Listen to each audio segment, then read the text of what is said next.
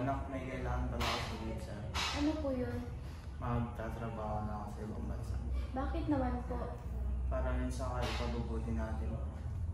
Sige po, tay. Ingat po.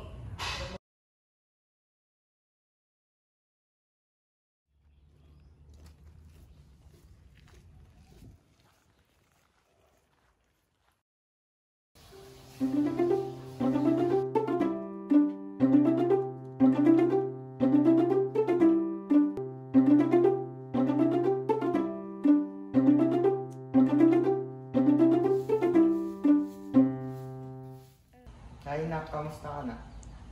Hello, tay. Okay lang naman po. Makakauwi po ba kayo ngayong Christmas? Hindi ata ako makaka-uwi, nak. Talaga po ba? Pasensya na, anak, para sa atin din to. Sige po, tay. Ingat po kayo. Sige na, anak, kailangan ko na bumalik sa trabaho ko.